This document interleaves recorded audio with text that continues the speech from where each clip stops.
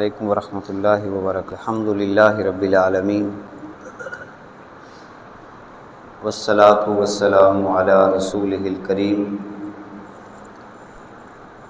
اما بعد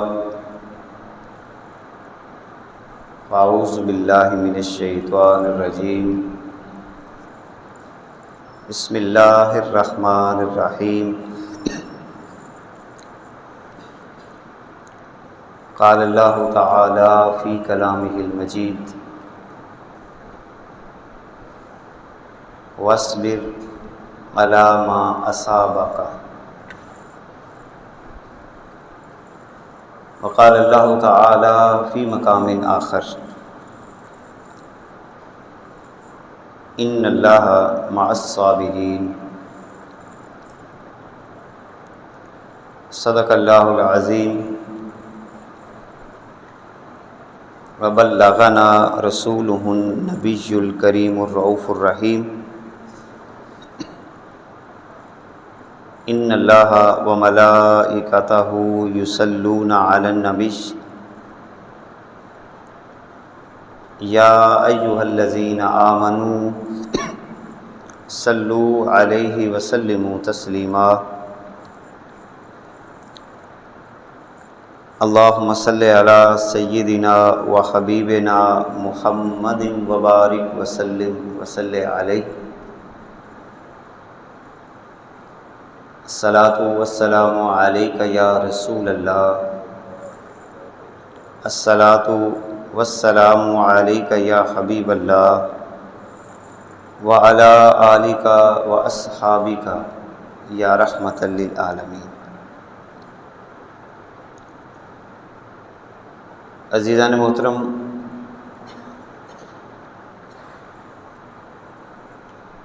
اللہ رب العزت کی توفیق سے نبی پاک صلی اللہ علیہ وبارک وسلم آپ کی خصوصی توجہات کے طفیل اللہ رب العزت نے مجھے اور آپ کو جمعہ کا دن نصیب کیا۔ دعا ہے کہ اللہ تعالی ہماری حاضری کو اپنی بارگاہ میں قبول فرمائے، ایمان کی سلامتی کے ساتھ زندگی بسر کرنے کی توفیق عطا فرمائے۔ آج کی ہماری گفتگو کا عنوان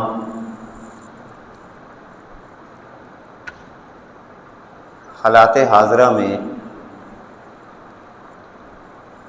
بڑھتی ہوئی عدم برداشت کی وجوہات اور ان کے تدارک کے لیے، برداشت کو پیدا کرنے کے لیے جو چیزیں اللہ رب العزت نے ہمیں عطا کی ہیں، اس پر چند باتیں آج کے جمعہ مبارک میں ہم سیکھنے کی کوشش کرتے ہیں۔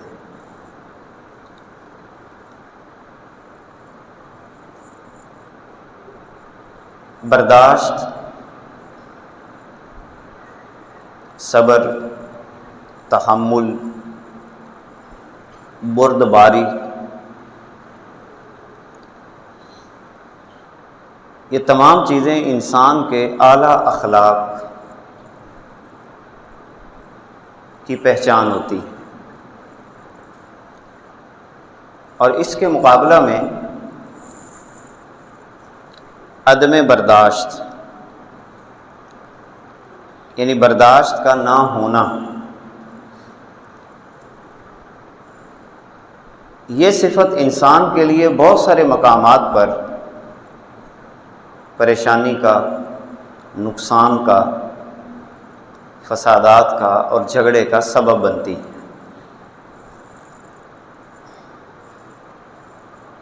عدم برداشت کے حوالے سے ہم یہ بات کہہ سکتے ہیں کہ کسی بھی انسان میں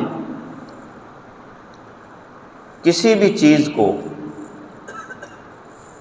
تحمل اور حوصلے سے برداشت کرنے کی کمی، اس کو عدم برداشت کہتے ہیں۔ کوئی بھی چیز سامنے آئی تو فوراً انسان مشتعل ہو جاتا ہے، بپھر جاتا ہے،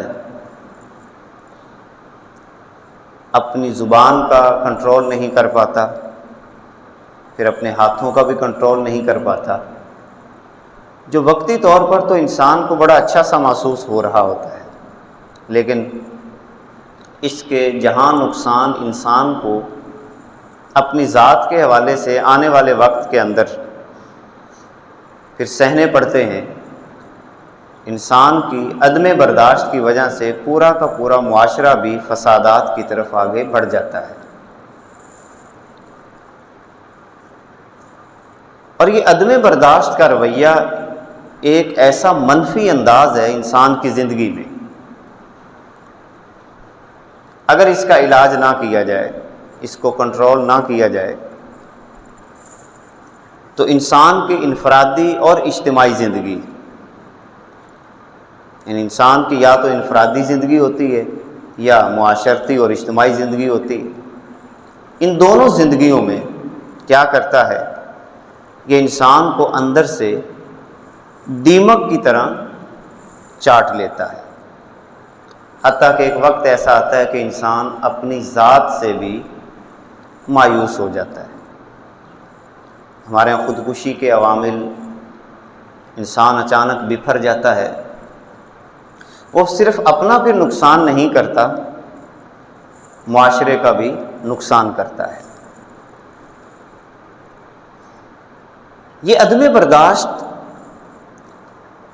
خاص طور پہ حالات حاضرہ میں، اس کی وجوہات کیا ہیں؟ اگر ہم آج سے 50-60 سال پہلے چلے جائیں، مختلف چیزوں کا جائزہ لیں، تو اس وقت لوگ عمومی طور پر رویوں کو برداشت کر لیا کرتے تھے۔ تنہائی میں ہو، راستے میں جا رہا ہو، اجنبی کو برداشت کر لیتا۔ بہت سارے معاملات تھے جو آج سے 40، 50، 60 سال پہلے یہ ہمارے ہاں پائے جاتے تھے، لیکن آج کا دور جس سے ہم گزر رہے ہیں، تیزی کا دور جس کو ہم کہتے ہیں، ہر وقت بندہ ذہنی طور پر بھاگ رہا ہوتا ہے، ذہنی دوڑ میں ہوتا ہے، ایک دوسرے سے آگے بڑھنے کی کوشش میں لگا ہوا ہے، مقابلہ بازی جس کو کہتے ہیں، وہ کسی بھی حوالے سے ہو سکتا ہے۔ آپ سواری پہ سوار ہوں تو مقابلہ کرنے کو دل کرتا ہے کہ میرے پاس سے یہ بندہ کیوں گزر گیا۔ کسی جگہ پہ اگر آپ رکے ہیں تو سامنے والے سے پہلے آگے جانے کی دل کے اندر ایک فوراً طلب پیدا ہو جاتی ہے کہ میں اس گاڑی سے آگے ہو جاؤں۔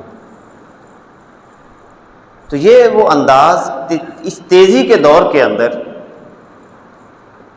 کم و بیش ہر بندہ عدم برداشت کا شکار ہو چکا ہے۔ ظاہراً ہم بعض دفعہ نیک بھی ہوتے ہیں ظاہراً، لیکن عملی جب زندگی میں کچھ ایسے لمحات آتے ہیں تو وہاں پر ہم سے سہ نہیں پاتا، بپھر جاتے ہیں، پھر کوئی نہ کوئی نقصان ضرور کرتے ہیں۔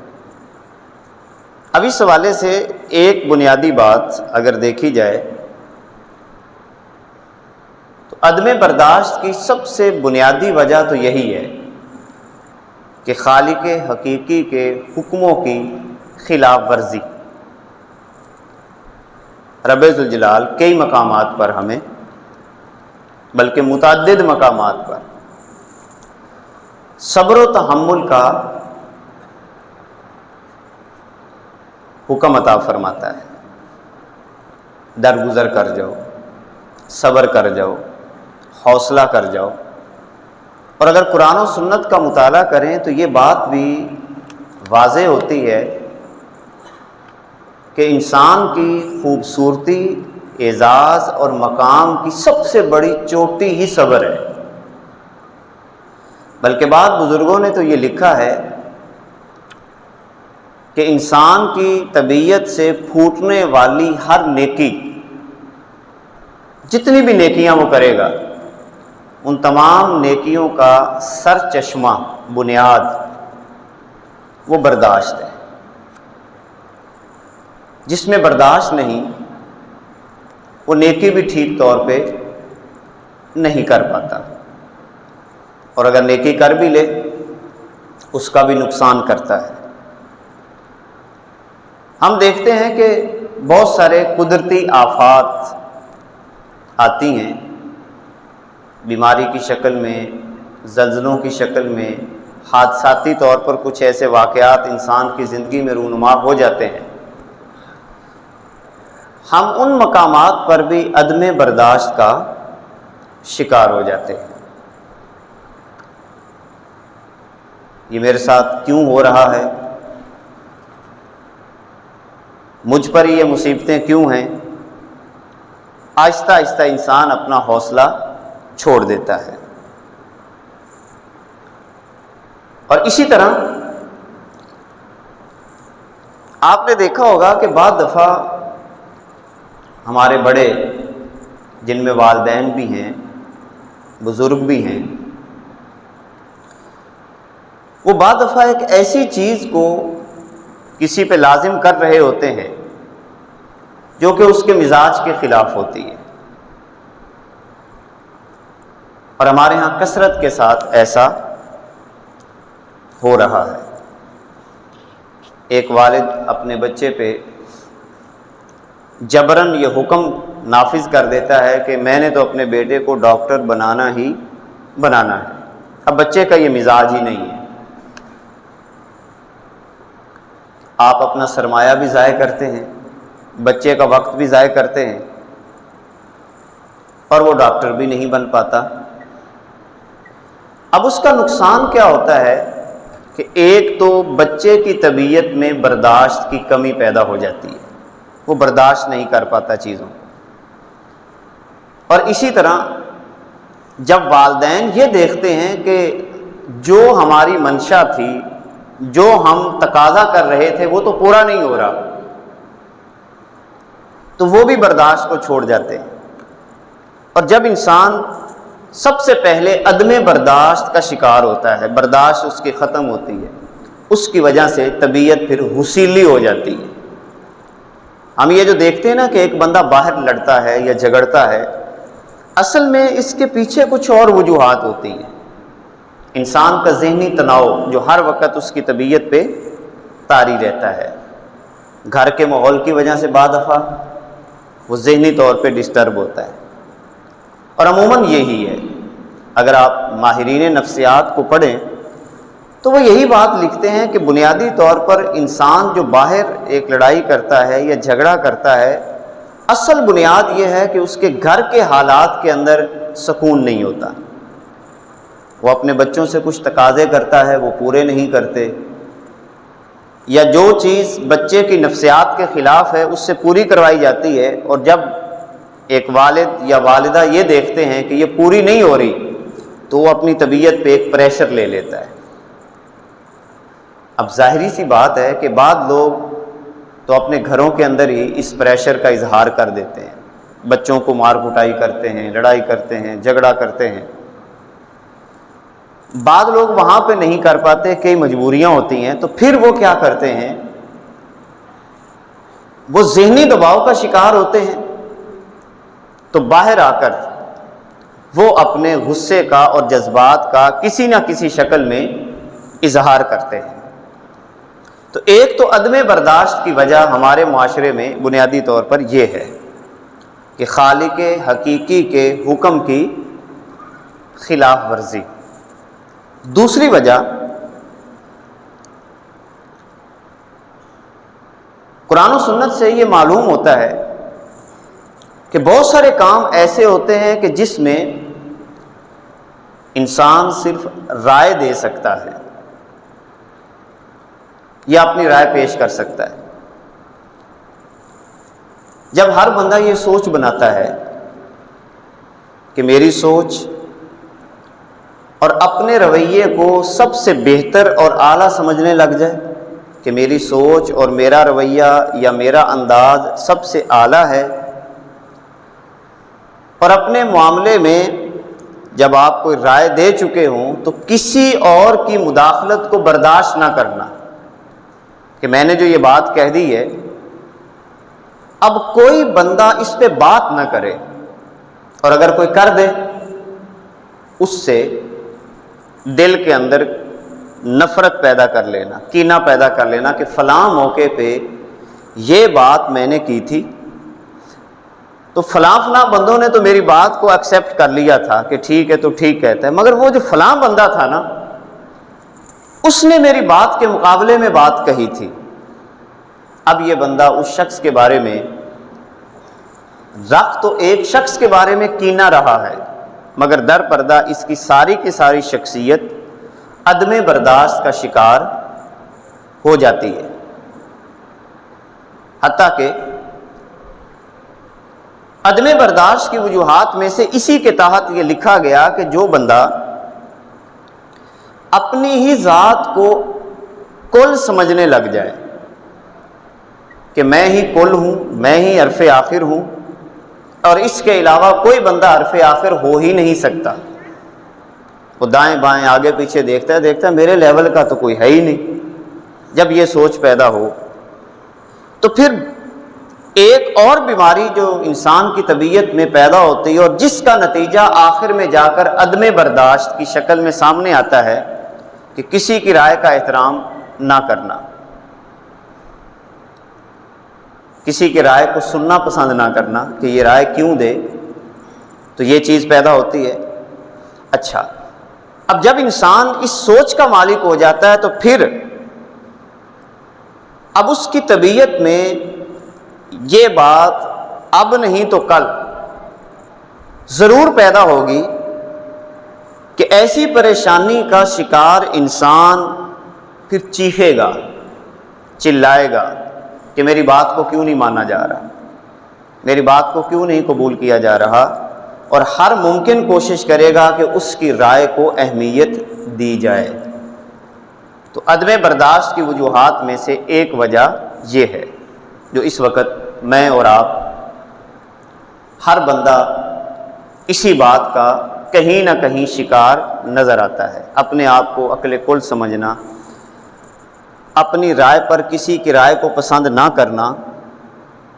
حالانکہ بڑی سیدھی سی بات ہے کہ اگر میں ایک زاویے سے سوچ رہا ہوں تو دوسرا بندہ بھی تو سوچ رہا ہے، تیسرا بندہ بھی سوچ رہا ہے، آپ آراء سب کی سنیں، اس میں برداشت بھی پیدا کریں، کبھی اپنی رائے کو قبول کر لیں، کبھی دوسرے کی رائے کو اوپر چل پڑیں، تو معاشرہ اسی طرح آگے بڑھتا ہے۔ دیکھیں نبی پاک صلی اللہ علیہ وبارک وسلم کی حیات طیبہ کے اندر کتنا خوبصورت ہمیں عنوان ملتا ہے کہ رب ذوالجلال یہ ارشاد فرماتا ہے کہ اے میرے پیارے محبوب، آپ ان سے معاملات کے اندر مشورہ کر لیا کریں۔ اب جب حضور مشورہ مانگتے تھے تو ایک صحابی اپنی رائے پیش کرتا ہے، دوسرا صحابی اپنی رائے پیش کرتا ہے، تیسرا اپنی رائے پیش کرتا ہے، حتیٰ کہ بعض سیرت نگاروں نے لکھا ہے، آپ حیران ہوں گے کہ نبی پاک صلی اللہ علیہ وبارک وسلم نے ایک موقع پر ذمہ داروں کو ایک رائے دی۔ الجامع صحیح المسلم کے اندر یہ روایت موجود ہے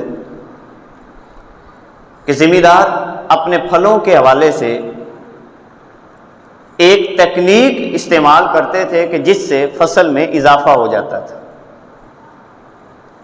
نبی پاک صلی اللہ علیہ وسلم نے رائے دی کہ یہ کام نہ کرو،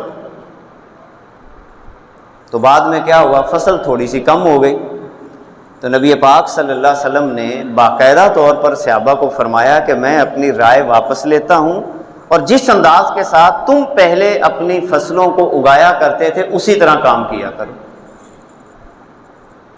یعنی ایسا نہیں تھا کہ آقا کریم صلی اللہ علیہ وسلم نے ایک بات کہہ دی اور وہاں پر جو ہے آپ صلی اللہ علیہ وسلم اس پہ اتنا وہاں پر ڈٹ گئے ہوں کہ واپس ہی نہیں ہوئے، فوراً آپ نے کہا کہ بھئی جو آپ پہلے کیا کرتے تھے اس کے مطابق اپنے کاموں کو کیا کریں۔ اسی طرح ہمارے معاشرے کے اندر ایک اور چیز جو عدم برداشت پیدا کر رہی ہے، جس کی وجہ سے ہم مختلف جگہوں پہ فتنے اور فسادات کا مشاہدہ کرتے چلے جا رہے ہیں،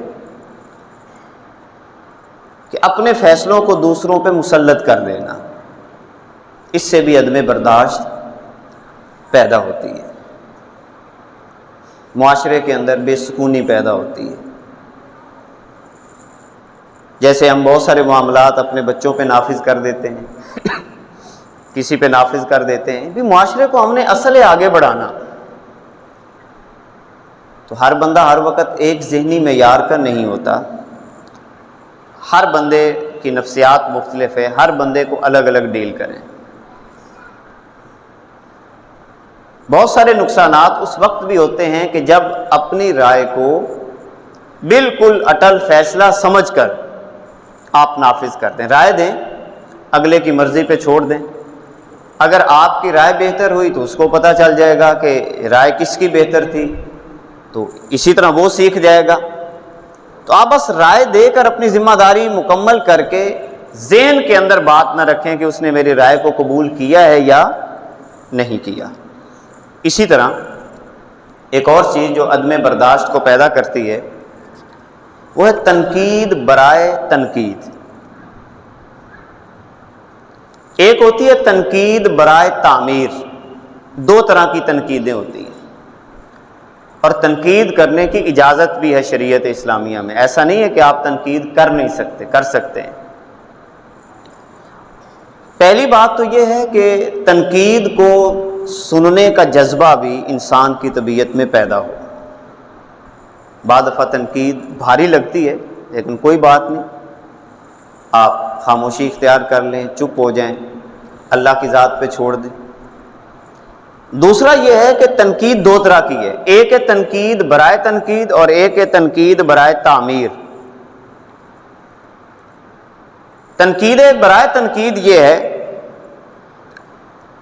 کہ کسی کو نیچا دکھانے کے لیے تنقید کرنا، یعنی اور مقصد ہی نہیں ہوتا کہ میں اس کو نیچا دکھاؤں، کسی میں کوئی برائی دیکھی، کوئی کمزوری دیکھی، کوئی کجی دیکھی تو فوراً تنقید شروع کر دی، اور مقصد تعمیر نہیں ہوتا بلکہ نیچا دکھانا مقصد ہوتا ہے۔ اسی طرح کسی کامیاب شخص کی کامیابی کو دیکھ کر یہ کہہ دینا کہ یہ بھی کوئی کامیابی ہے، تو اس سے بھی عدم برداشت ہے۔ اس کا مطلب ہے کہ اس سے یہ برداشت نہیں ہو رہا کہ یہ بندہ کامیاب کیوں ہو رہا ہے، اب یہ بندہ بھی اس مقام پہ کیا کرے گا، تنقید کرے گا، اور یہ عدم برداشت کا نتیجہ ہے۔ حالانکہ اصول کیا ہے کہ مجھے اور آپ کو چاہیے کہ اللہ کی رضا پہ راضی رہیں، جو آگے بڑھ رہا ہے اس کی صلاحیتوں کو آپ تسلیم کریں، اور جو پیچھے رہ رہا ہے اس کی صلاحیتوں کو بروئے کار لا کر معاشرے میں پیش کریں۔ تو تنقید برائے تنقید یہ بھی بنیادی طور پر عدم برداشت کا نتیجہ ہوتی ہے۔ اس کا بہترین اصول کیا ہے کہ تنقید کو تعمیر میں تبدیل کر دیں۔ سب سے پہلے تو اپنی نیت کو پاکیزہ کریں۔ اب آپ تنقید کریں، آپ سمجھتے ہیں کہ یہ فلاں بندہ ہے، یہ آگے بڑھ رہا ہے، ترقی کر رہا ہے، اور فلاں فلاں چیزیں اس کے لیے نقصان دہ ہیں، تو آپ اس نیت سے اس کو مشورہ دیں کہ اگر آپ یوں کر لیں یا یوں کر لیں تو آپ کے لیے بہتر ہے۔ اور اگر آپ کو کوئی وہ مناسب جواب دے دے، اپنا کوئی عذر پیش کر دے، تو آپ اس کے عذر کو قبول کریں، ورنہ آپ مشورہ دے کے اپنی ذمہ داری کو پورا کر دیں۔ تو اگر تنقید برائے تنقید رہے تو پھر معاشرے کے اندر فتنے اور فسادات پیدا ہوتے ہیں۔ اب اس کی بنیادی ایک اور وجہ ہے جس کی وجہ سے ہمارے معاشرے میں عدم برداشت پیدا ہو چکا ہے۔ ایک تو ملکی سطح پر انتشار، جو اس وقت میں اور آپ دیکھ رہے ہیں اور خاص طور پہ ہمارے سیاستدانوں کا انتشار سب سے اہم اور بنیادی کڑی ہماری عدم برداشت کی شروع ہی اس وقت یہاں سے ہو رہی ہے کہ امتیازی سلوک ہے، فرقہ پرستی ہے، بے عزتی کا ایک خاص ماحول پیدا کیا جاتا ہے، اپنی ضد کو پورا کرنے کے لیے دوسرے کے نقصان کو باقاعدہ پلان کیا جاتا ہے، اور اپنی انا کو فوقیت دینا معاشرتی سطح پر اور زور زبردستی کرنا، یہ وہ باتیں ہیں کہ جس کی وجہ سے میں اور آپ ملکی سطح پر بھی عدم برداشت کا شکار ہو چکے ہیں، اور جس کے مظاہر ہم دیکھتے رہتے ہیں کہ چھوٹی چھوٹی باتوں پہ ہم الجھ پڑتے ہیں، لڑائی کرتے ہیں، جھگڑا کرتے ہیں، انانیت کو، کیونکہ بڑے اپنی انانیت کو پوج رہے ہیں تو چھوٹا بھی یہی کرتا ہے، بڑا کہتا ہے کہ میری ضد کو پورا کیا جائے تو چھوٹا بھی یہی کام کرتا ہے، سارے کے سارے اپنی معاملات میں آگے بڑھ رہے ہیں۔ اور پھر ایسے افراد کے لیے ایک رویہ ان کی طبیعت میں پیدا ہو جاتا ہے کہ وہ کیا کرتے ہیں کہ اپنی تسکین کے لیے، چونکہ انہوں نے انتشار پھیلانا ہے، اپنی ضد کو پورا کرنا ہے، انانیت کو پورا کرنا ہے، تو اپنی تسکین کے لیے اپنے مخالفین کی بے عزتی میں ہر وقت مصروف رہتے ہیں۔ ہماری ملک کی صورتحال کو دیکھا جائے تو یہاں پر بھی یہی انداز ہے، اور نچلی سطح پہ اگر دیکھا جائے تو دیہات کی سطح پہ دیکھیں، اگر ایک بندہ دوسرے کا مخالف ہو جاتا ہے اور اپنی ضد کو پورا کرنا چاہتا ہے یا اپنی انا کو پورا کرنا چاہتا ہے تو وہ کیا کرتا ہے، وہ ہر وقت اس کام میں مصروف رہتا ہے کہ اپنے مخالف کو بے عزت کیا جائے، اور کوئی کسر نہیں چھوڑتا بے عزت کرنے کی۔ اب یہ وہ طبیعت ہے، یہ وہ انداز ہے کہ جس کی وجہ سے معاشرہ عدم برداشت کا شکار ہوتا ہے، اور اس حالت میں بندہ بہت ساری حدوں کو کراس کرتا ہے، بہت آگے نکل جاتا ہے۔ پھر ایک اور بات کہ جس کی وجہ سے عدم برداشت پیدا ہوتا ہے کہ غصے پر قابو نہ کرنا۔ مثال کے طور پہ تھوڑی سی بھی بات ناگوار گزری کسی بھی شخص کی تو فوراً برہم ہو جانا، جس کی ہم کئی مثالیں اپنی روزمرہ زندگی میں دیکھ سکتے ہیں۔ اچانک ہم بیٹھے ہوئے تھے، کسی نے اونچی آواز میں بول دیا تو ہم فوراً برہم ہو جاتے ہیں۔ اسی طرح ہم کسی مجلس میں بیٹھے ہیں، اچانک مزاج کے خلاف بات ہو گئی، بندہ برہم ہو جاتا ہے۔ مساجد میں دیکھیں کہ فوراً کوئی چیز مزاج کے خلاف ہو تو بندہ فوراً برہم ہو جاتا ہے کہ یہ ایسا کیوں ہوا۔ غصے پہ کنٹرول نہ کرنا،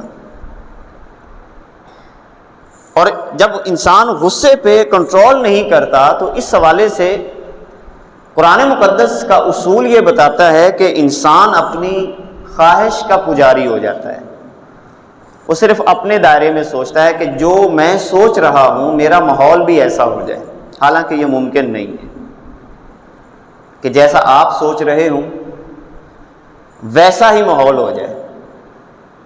یہ تو قرآن کے نظام کے خلاف ہے۔ قرآن نے واضح لفظوں میں فرمایا کہ اگر اللہ چاہتا تو سب کو امت واحدہ بنا دیتا۔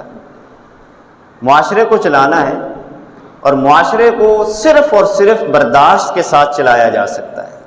یہ برداشت نہ ہو، آپس میں کوآپریشن نہ ہو، ایک دوسرے کے ساتھ ہم آہنگی نہ ہو تو گاڑی نہیں چل سکتی۔ انجن کو ٹائر بھی برداشت کرتے ہیں، اور پھر بریک لگتی ہے تو پوری باڈی جو ہے وہ اس بریک کو برداشت کرتی ہے، اور جب برداشت ختم ہو جائے تو ایکسیڈنٹ ہو جاتا ہے۔ اس کا مطلب گاڑی بھی جو آپس میں ایک دوسرے کے ساتھ اس کا نظام چل رہا ہے وہ بھی برداشت پہ مبنی ہے. اگر برداشت ختم ہو تو پھر وہاں پر سارا کا سارا معاملہ دھرم برم ہو جائے. اور یہ خواہش کرنا کہ ہر کوئی اس کی خواہش کو اہمیت دے، ہر کوئی اس کے نظریے کا احترام کرے، تو پرسکون رہتا ہے بندہ. جب میں نے یہ ذہن بنا لیا کہ یہ جتنے افراد میرے سامنے بیٹھے ہیں یہ بس میرے نظریے کا احترام کریں، میری خواہش کا احترام کریں، جو میں کہتا ہوں، یعنی ذاتی آراء کچھ ہیں، آفاقی آراء یہ بھی ذہن میں رکھیں. تھوڑا سا فرق، ایک ہے اللہ اور اس کے رسول کی بات بتانا، اس پر تو آپ اپنی رائے پیش بھی نہیں کر سکتے، وہ تو گناہ بھی ہے اور بلکہ کفر بھی ہے کہ کوئی آپ کو اللہ کی بات بتائے یا رسول کی بات بتائے تو آپ اس پر اپنی رائے دینا شروع کر دیں، اس پر رائے نہیں دے سکتے. انفرادی رائے ہوتی ہے عام معاملات کے اندر. تو اب یہاں پر یہ ہے کہ ایک انسان اگر ذہن بنا لے کہ جیسے میں سوچتا ہوں ویسے ہی دوسرا سوچیں، جیسے میں دیکھتا ہوں چیزوں کو ویسے ہی دوسرے لوگ دیکھیں، تو جب تک لوگ میرے مزاج کے مطابق رہیں تو میں سکون میں رہوں. اور جیسے ہی کوئی بندہ میرے مزاج کے تھوڑا سا بھی خلاف ہو تو میری طبیعت میں فساد پیدا ہو جائے، تو اس کا مطلب یہ ہے کہ میری طبیعت میں برداشت کا مادہ نہیں ہے. دیکھیں بہت سارے واقعات جو ہمارے یہاں رونما ہوتے ہیں وہ اسی وجہ سے ہوتے ہیں. سن 2021 میں جولائی کے اندر ایک واقعہ ہوا تھا مردان میں. واقعہ ہوا کہ ایک کتے نے دوسرے شخص کے پالتو پرندے کو مار دیا. ایک شخص کا کتا تھا، دوسرے شخص کا پالتو پرندہ تھا، جیسے ہمارے ہاں کبوتر رکھے جاتے ہیں یا کوئی اور پالتو پرندے. تو پرندے کے مالک نے دیکھا کہ کتے نے میرے پرندے کو کچل ڈالا ہے، اس نے بندوق اٹھائی، کتے کو مار دیا. اور کتے کے مالک نے دیکھا کہ میرے کتے کو اس نے مارا ہے. اب دونوں طرف سے لڑائی شروع ہو گئی اور موقع پر ہی 3 بندے قتل اور 5 زخمی ہو گئے. یہ کس چیز کا نتیجہ ہے؟ عدم برداشت. عدم برداشت کا نتیجہ ہے. ہم چھوٹی چھوٹی جگہوں پر چیزوں کو برداشت نہیں کرتے. آپ بائک چلا رہے ہیں، گاڑی چلا رہے ہیں، تو کوئی آپ کے پاس سے تیزی سے گزرتا ہے، بعد دفعہ ہم اس کو برداشت نہیں کرتے، وہ کہتے ہیں یہ کیوں گزرا. یا تو کوئی اور انداز اختیار کریں گے یا کم از کم بعد دفعہ گاڑی ضرور اس کے پیچھے بگائیں گے کہ اب میں اسے آگے بڑھوں. تو صرف 10 سیکنڈ کا مسئلہ ہوتا ہے، صرف 10 سیکنڈ آپ اپنی گاڑی کو سلو کر لیں، اس کو بہت آگے جانے دیں. کتنا کا آگے چلا جائے گا؟ کچھ بھی نہیں ہوتا. اچھا یہی عدم برداشت آپ دیکھیں، ہم بات کرتے ہیں بڑوں کی کہ ہمارے بڑے عدم برداشت کا شکار ہیں. میں حیران ہوتا ہوں اس وقت کہ جب ایک بندہ اس عنوان پہ بات کر رہا ہوتا ہے کہ ہمارا نظام ٹھیک نہیں ہے، ہمارا یہ ٹھیک نہیں ہے، وہ ٹھیک نہیں ہے. مثال کے طور پر میں رکشے والے کی اگر بات کروں تو میرا یہ خیال ہے کہ سب سے زیادہ ٹریفک اشاروں کو توڑنے والے یہی رکشے والے ہوتے ہیں. اور وہ بھی کہیں گے کہ ہمارا نظام کیوں نہیں ٹھیک ہو رہا. جب چالان کرتا ہے تو اس وقت اعتراض ہوتا ہے کہ بڑی گاڑیوں کو نہیں روکا جاتا، ہم پہ ظلم کیوں؟ اور یہ جو خود ظلم کر رہا ہوتا ہے اس کو احساس ہی نہیں ہے. اب یہ ساری چیزیں عدم برداشت کا نتیجہ ہے کہ صرف 1 یا 2 سیکنڈ کی بات ہوتی ہے، برداشت نہیں کر پاتے. یہ ہمارے اجتماعی رویے ہیں جو عدم برداشت کا نتیجہ ہیں. گاڑی یہاں پہ کھڑی کرنی تھی، یہاں پہ کھڑی کر لی. کسی کے آگے جا کے بریک لگا دی. ادھر والے نے فرض کریں ادھر جانا ہے تو یہاں پر تو گاڑی نہیں کھڑی کرنے چاہیے اصول کے مطابق، لیکن میں ادھر کھڑی کرتا ہوں تاکہ جب اشارہ کھلے تو میں سب سے پہلے آگے چلا جاؤں. اب بات کتنی سی، اور آگے جا کے گپیں ہی مارنی ہوتی ہیں اور کچھ نہیں کرنا ہوتا، کوئی ایسی ایمرجنسی بھی نہیں ہوتی. صرف اصل میں پیچھے کیا ہے کہ برداشت نہیں ہے. کھڑے ہونے کا جذبہ، لائن میں لگنے کا جذبہ. اور میں نے شاید پہلے بھی یہ بات آپ کو عرض کی تھی کہ اگر یہ عادات آپ اپنی طبیعت میں پیدا کرنا چاہتے ہیں اپنے لیول سے، یہ تو ہم باہر معاشرے میں جا کے کریں گے نا۔ جب آپ کسی بھی اجتماعی موقع پہ کوئی کھانا ہو، ولیمے پہ آپ جاتے ہیں، وہاں پر اپنی برداشت کو پیش کریں۔ ایسے بھاگتے ہیں کہ جیسے شاید دنیا سے روٹی ہی اس کے بعد ختم ہو جائے گی۔ پلیٹوں پہ پلیٹیں باجری ہوتی ہیں، اتنے سے چاول ہوتے ہیں، اور اس چاول کے لیے اپنی عزت نفس کو اتنا مجروح کرتے ہیں کہ بالکل پیچھے بھاگ پڑتے ہیں۔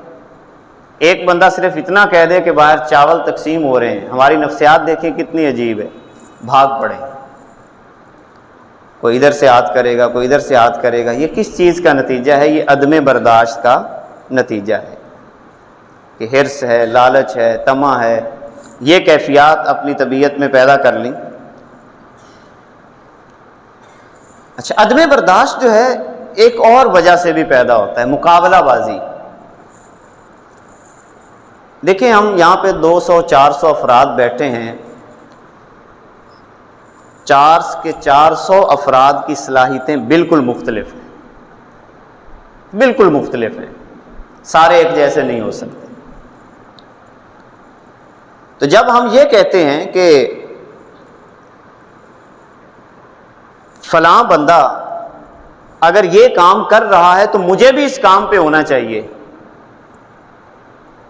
کسی نہ کسی طریقے سے اس کام کو اختیار کرنے کی کوشش کرنا، مقابلہ کرنا، جو صلاحیت بھی نہ ہو تو میں ڈپریشن کا شکار ہو جاؤں گا، کیونکہ وہ کام مجھ سے ہو نہیں پانا۔